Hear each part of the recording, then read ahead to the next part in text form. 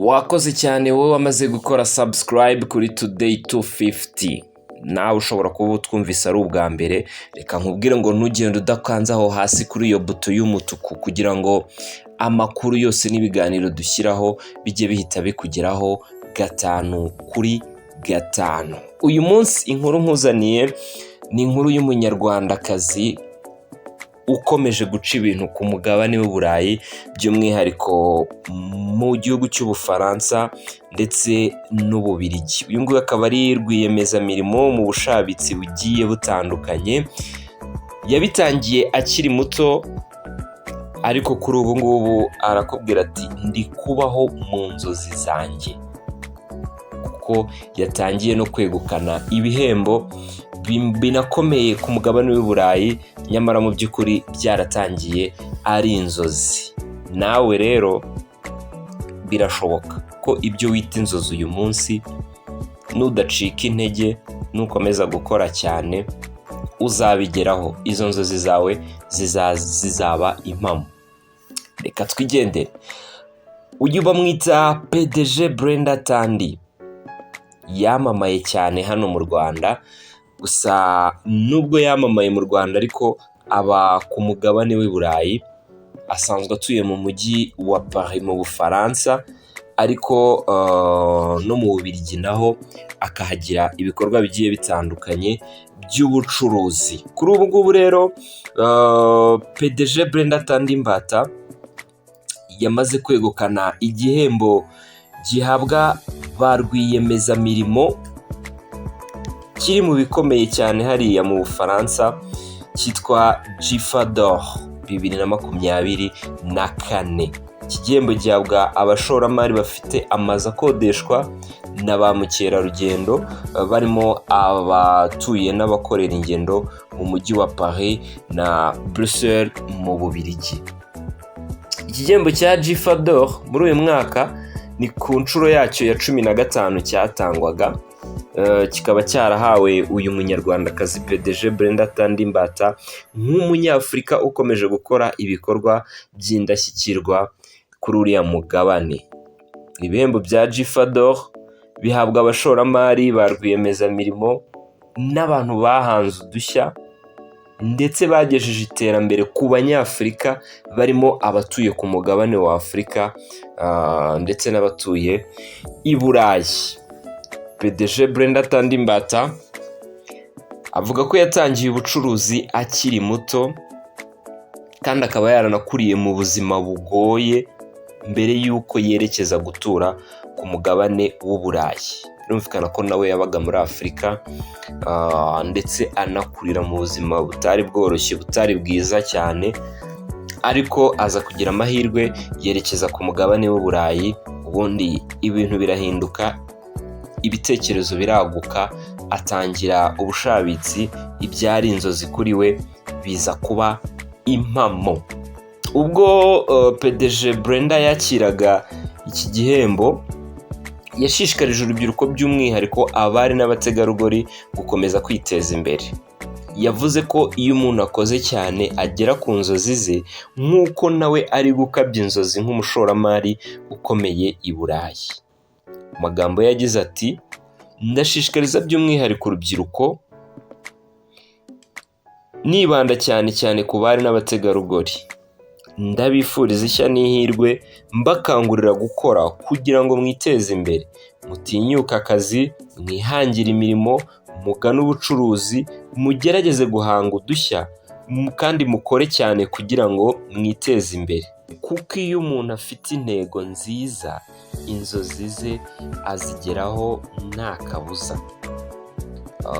PDG Brenda Thandi w'imyaka 45 y'amavuko yavuze ko ku myaka irenga 25 amaze akora ubucuruzi, icyatumye akomera akagera aho ageze ari ukudacika intege. Uyu mugore usanzwe utuye ku mugabane w'Uburayi mu Bufaransa mu mujyi wa Paris, ahamya ko umwaka wa 2024 wamugendekeye neza cyane, ndetse akaba ari yabaye intandaro yo gutuma yegukana iki gihembo cy'umushoramari wahize abandi.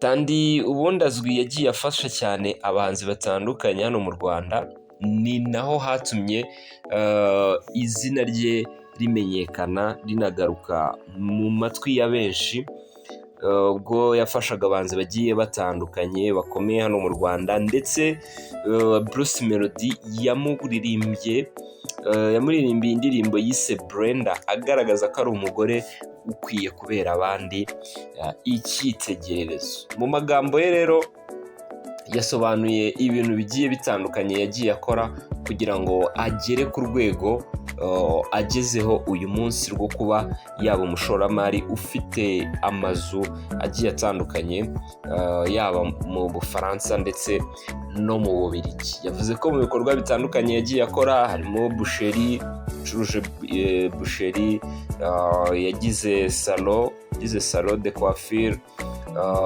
n'ibindi bikorwa bigiye bitandukanye nk'uko mugiye kubyumva muri iki kiganiro kigufiya yahaye abanyamakuru batandukanye hariya mu Bufaransa, nyuma y'uko yari amaze kwegukana iki gihembo cya Gifa d'Or 2024.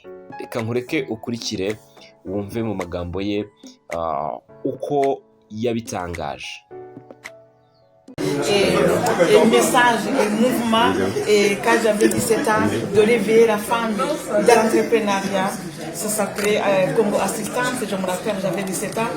Et alors, j'ai attendu ce mois qui a fait la femme de l'entrepreneuriat. Je me suis réveillée et j'ai commencé à 17 ans par une cabine téléphonique, ensuite la boucherie, habillement, salon de coiffure, transport pendant 15 années. Et de là où j'ai embrassé les marchés européens à travers les salons de vente alimentaire en gros, dans les grandes super qu'on appelle GV, diagonale. C'est la compagnie alimentaire parisienne et je suis un des agents qui ont eu les moyens d'avoir le bon GV et qui employait plus de 10 personnes. Et à mon arrivée, quand j'ai bénéficié des visas nécessaires, et c'est le de 2011, et là où l'étranger il a le droit d'installer et l'entreprise crée l'emploi sur le sol français, même s'il ne réside pas. Et alors, c'est après 25 ans que j'ai fait un projet de commencer à installer dans l'immobilier, de commencer à acheter mes maisons personnelles. Aujourd'hui, je suis en tête de plus de 5 maisons. Je suis millionnaire dans l'immobilier à Paris, à Bruxelles, et je suis fière et je suis contente de recevoir et cette médaille du Sénat. Et je suis très émue cette soirée, le 8 novembre 2024, pour avoir les médailles du Sénat et dans la réussite et dans l'immobilier locatif à Paris et à Bruxelles. Et merci à la France qui reçoit les investisseurs. Merci à Gifa d'Or. Et voilà, c'est très ému. Je vous remercie infiniment. Je vous remercie, Afrique numéro 1. Merci. Et message et mouvement, et quand j'avais 17 ans, de réveiller la femme de l'entrepreneuriat. Ça s'appelait Congo Assistance, je me rappelle, j'avais 17 ans. Et alors, j'ai attendu ce mois qui a fait la femme de l'entrepreneuriat. Je me suis réveillée et j'ai commencé à 17 ans par une cabine téléphonique, ensuite la boucherie, habillement, salon de coiffure, transport pendant 15 années. Et de là où j'ai embrassé les marchés européens à travers les salons de vente alimentaire en gros, dans les grandes super qu'on appelle GV, diagonale. C'est la compagnie alimentaire parisienne et je suis un des agents qui ont eu les moyens d'avoir le bon GV et qui employait plus de 10 personnes. Et à mon arrivée, quand j'ai bénéficié des visas nécessaires, et c'est le de 2011, et là où l'étranger il a le droit d'installer et l'entreprise crée l'emploi sur le sol français, même s'il ne réside pas. Et alors, c'est après 25 ans que j'ai fait un projet de commencer à installer dans l'immobilier, de commencer à acheter mes maisons personnelles. Aujourd'hui, je suis en tête de plus de 5 maisons. Je suis millionnaire dans l'immobilier à Paris, à Bruxelles, et je suis fière et je suis contente de recevoir et cette médaille du Sénat. Et je suis très émue cette soirée, le 8 novembre 2024 et pour avoir les médailles du Sénat et dans la réussite et dans l'immobilier locatif à Paris et à Bruxelles. Et merci à la France qui reçoit les investisseurs. Merci à Difador. Et voilà, c'est très bien. Eh bien, je vous remercie infiniment, PDG Brenda. Je vous remercie, Afrique numéro 1. Merci.